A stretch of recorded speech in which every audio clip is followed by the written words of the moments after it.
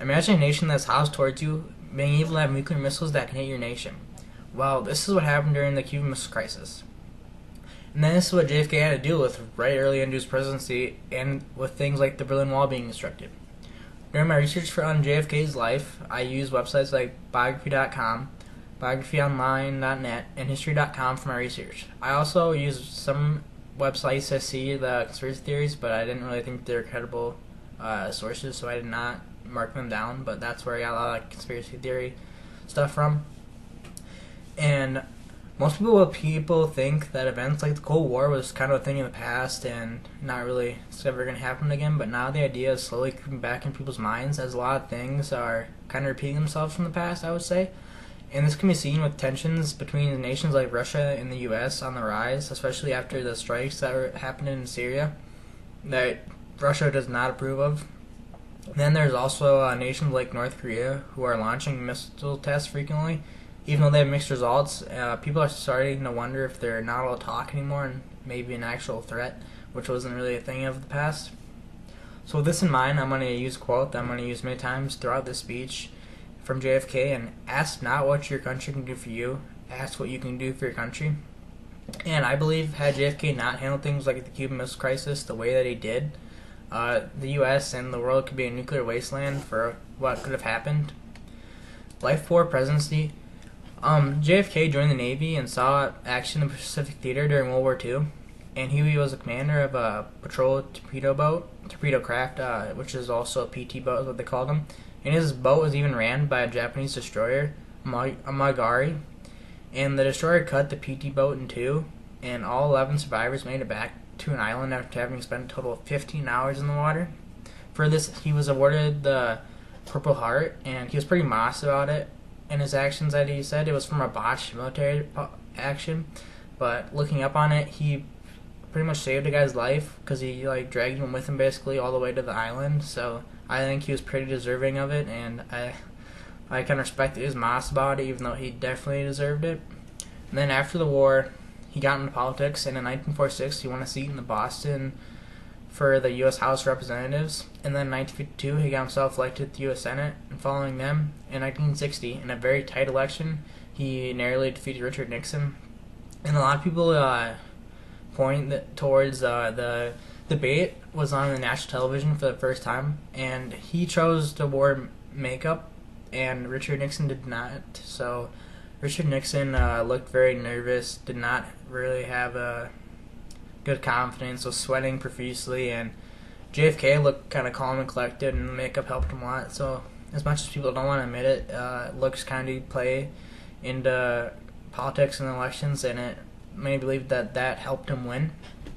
After being elected, JFK got right to work, and early in his presidency he had a lot to deal with right away. And this is where the quote, I'm going to say it again, ask not what your country can do for you, ask what you can do for your country, was started kind of. And he also had to assure voters that he was a Catholic candidate. He was not a Catholic candidate for presidency, but someone who was president that happened to be Catholic. And he also called for greater internationalism. And like I said, he got right into it in the Cold War and the construction of things like the construction of the Berlin Wall going on at the time. And he also ordered the Bay of Pigs invasion of Cuba, which happened to be a major embarrassment and did not look good for America. And the Soviet Union, because of this, moved missiles to Cuba to make sure that deter any more invasions by the U.S. or anybody that was backed by the U.S. And these missiles, many people in the American military were keen on airstriking military bases. They just wanted to get rid of it. No horseplay, no trying to make a deal, just get rid of the missiles. And the country even went into DEFCON 2 at the time. But JFK chose to end it peacefully. And he had a blockade and did not allow any missiles in, and then eventually the two made a deal without any bloodshed.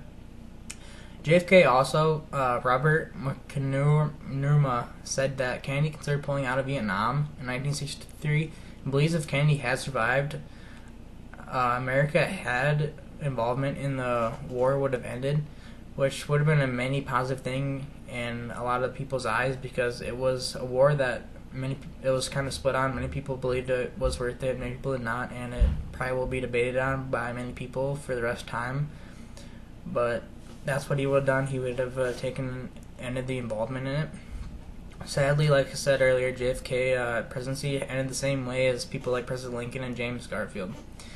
And with it, he kind of left a different legacy with his death. JFK was assassinated in November 1963 by Lee Harvey Oswald in Dallas, and before he reached trial, Lee Harvey Oswald was killed himself by Jack Ruby. And the thing, a little bit different about it, Oswald always pleaded his innocence, and many believe the assassination was part of wider conspiracy, just to kind of like, they didn't really believe that he could pull it off all by himself and do all this just one man. And because of this, there are many conspiracy theories on who might have killed him or helped Lee Harvey Oswald kill him. And this could be, these groups were the KGB, the CIA, and the Mafia. And I even have a book right here, and this was not very hard to find at all. I found it in my accounting class, actually, and I got it for free. My teacher gave me it, but it kind of covers the conspiracy theory, and a huge amount of the American population believes that he didn't do it himself, that there's somebody else part of it, no matter who it is. So even though Kennedy's time as a president was cut short, he still had a big impact in a short time, and even on pop culture, and his death was probably one of the first conspiracy theories out there. So in conclusion, JFK had a big effect on history and had an interesting life, even though it was cut short. The next time you think about influential presidents, see you remember the one that ended the Cuban Missile Crisis without bloodshed, because without it, we might not even be here right now, and this whole world would be a nuclear wasteland. And I'm going to end on this quote just one more time because I like this quote so much. Ask not what your country can do for you, ask what you can do for your country.